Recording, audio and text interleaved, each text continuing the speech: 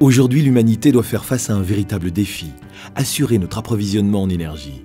Les besoins vont grandissant, alors que les ressources non renouvelables s'épuisent, bouleversant l'environnement par l'augmentation des gaz à effet de serre. Il existe pourtant différentes sources d'énergie renouvelable bien connues. L'énergie solaire, éolienne, et d'autres plus novatrices, comme l'énergie marémotrice ou géothermique. Donc la géothermie, qu'est-ce que c'est? C'est essayer de capter une source d'énergie gratuite qui vient du sous-sol. Toutes les publications qui existent sont vraiment unanimes dans le sens où on peut vraiment réduire très fortement les émissions de gaz à effet de serre, de l'ordre de 70%.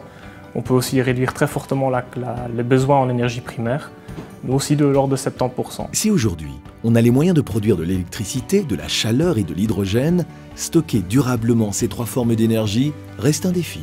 Maintenant, on se rend compte de plus en plus qu'il faut accompagner ces énergies renouvelables de dispositifs spécifiques, dont des dispositifs de stockage. Les enjeux que présente le stockage d'énergie sont stratégiques et économiques, autant pour les individus que pour les entreprises.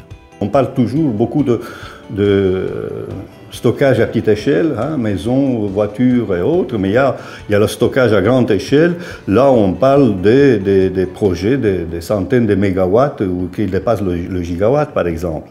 Dans des pays comme la Belgique, une technologie de stockage qu'il faudrait absolument développer est une technologie de stockage qui permettrait en fait d'adresser ce problème de fluctuation intrasaisonnier des énergies renouvelables. L'intérêt est évidemment d'exploiter cette énergie disponible à bas coût à certaines périodes en une énergie beaucoup plus dense qui peut être utilisée localement, postérieurement, voire même transportée vers un autre lieu d'utilisation.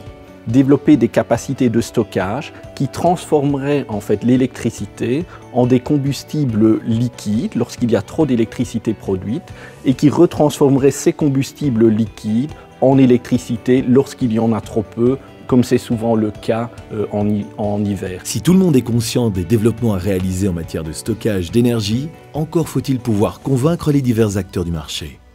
Les difficultés, les challenges que ce stockage d'énergie a en face, premièrement, c'est le coût.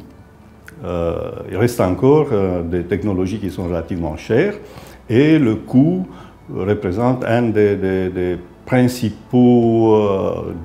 difficultés de l'acceptation des nouvelles technologies sur le marché énergétique. Les acteurs principaux du système énergétique ne sont pas prêts à investir, à accepter ces nouvelles technologies. Il existe pourtant plusieurs moyens de valoriser le stockage d'énergie. Il faut bien comprendre les différents mécanismes de valorisation derrière le stockage. Le premier, le plus simple, consiste en fait à stocker de l'énergie électrique quand elle est peu chère sur les marchés d'électricité et à la revendre quand elle est très chère. C'est ce premier mécanisme de valorisation qui est sans doute le plus intéressant pour le stockage, mais il y en a d'autres. Il faut savoir, par exemple, comme second mécanisme de valorisation, que dans un réseau électrique, on doit toujours s'assurer que la production d'électricité soit exactement égale à la consommation. Et ce travail d'équilibrage entre production et consommation est fait par des transmission system operators en Europe qui doivent avoir des moyens pour pouvoir s'assurer que cet équilibrage puisse bien se faire. Et un tel moyen pourrait être demain le stockage de l'énergie.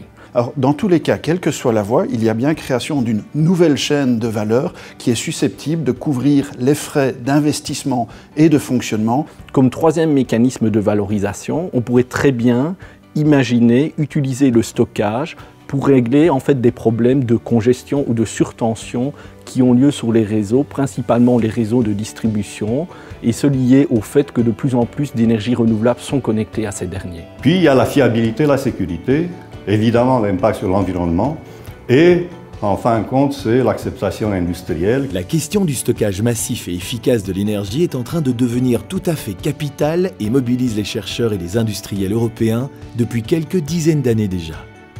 L'Europe a été vraiment l'endroit du monde pionnier en matière d'énergie renouvelable. C'est assez intéressant de mentionner que dans l'appel Horizon 2020 de la Commission européenne, l'intégration dans le réseau représente le premier point de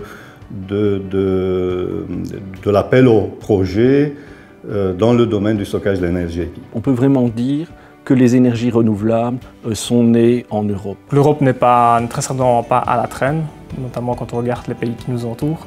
Mais par contre, les autres continents ne le sont pas non plus. Donc si on cite les États-Unis, la Chine par exemple, ou Singapour, il y a énormément de chercheurs là-bas. Les enjeux sont extrêmement importants pour l'Europe, tant d'un point de vue impact environnemental, puisqu'on parle de solutions de recyclage de CO2 émis, mais également des enjeux économiques en termes de création de valeur, même s'il faut bien constater que les États-Unis ou la Chine investissent déjà massivement depuis plusieurs années dans ces domaines. Je pense que l'Europe doit avoir un positionnement industriel agressif vis-à-vis de l'Asie et de dire, voilà, en matière de stockage, on veut devenir les leaders internationaux et se donner les moyens de le faire. Elle n'a pas su le faire, par exemple, avec la production des panneaux photovoltaïques. Elle a été timide, trop lente à venir avec un plan industriel cohérent. Il ne faut certainement pas refaire la même erreur avec le stockage. La Wallonie est consciente des développements à réaliser en matière de stockage d'énergie et participe à la mise au point des techniques de stockage thermique ainsi que des techniques de recyclage et de valorisation du CO2. Dans le développement de la géothermie, la Wallonie est un peu à la traîne, mais les mentalités sont vraiment en train de changer. Donc toutes les sociétés qui sont actives dans ce domaine-là essaient vraiment de développer cette solution pour combler le retard, par exemple avec les Pays-Bas ou l'Allemagne, la Suisse, en Europe en tout cas. Le projet SCOT, dont l'acronyme signifie Smart CO2 Transformation, est un projet européen qui porte sur la thématique du recyclage du CO2. C'est un projet qui associe 11 partenaires français, allemands, hollandais, anglais et wallons, avec pour coordinateur le pôle Greenwind. Une des opportunités est donc d'utiliser le recyclage du CO2 comme solution non seulement de stockage de l'énergie, mais également comme un outil qui permettrait d'assurer la régulation des réseaux électriques avec l'exemple type que l'on appelle Power to Gas, qui est en fait l'interconnexion entre le réseau électrique et le réseau de gaz et de profiter d'énergie pic ou disponible à bas coût à certaines périodes pour transformer cette électricité en utilisant le CO2 vers des sources d'énergie qui peuvent être du méthanol ou encore du méthane.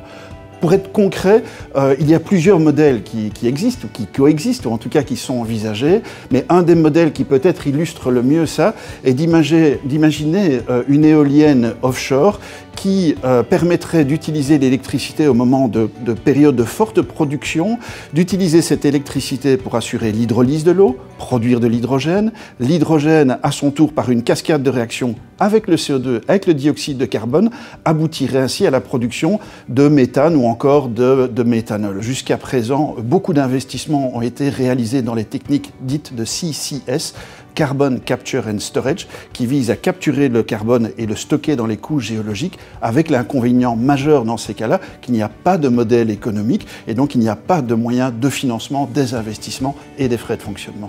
La Wallonie peut-elle imaginer devenir une région à la pointe de la transition énergétique, un moteur de croissance économique au cours des années à venir? La Wallonie a beaucoup de cartes à jouer en ce qui concerne le stockage de l'énergie. En premier lieu, elle doit vraiment avoir une politique de stockage cohérente pour faire en sorte que nos systèmes électriques puissent continuer à bien fonctionner et à pouvoir fournir aux gens de l'énergie électrique avec une grande fiabilité et à faible coût. Une seconde opportunité, ce serait de développer en Wallonie un tissu industriel visant à commercialiser et développer différents dispositifs de stockage. SCOT est également une formidable opportunité pour la Wallonie, car la Wallonie, de par ses caractéristiques intrinsèques, une industrie lourde, historique, une certaine culture de la symbiose industrielle, nos universités, nos centres de recherche font que réellement la Wallonie a des qualités majeures qui peuvent permettre d'envisager de voir éclore les technologies de recyclage du CO2 dans notre région.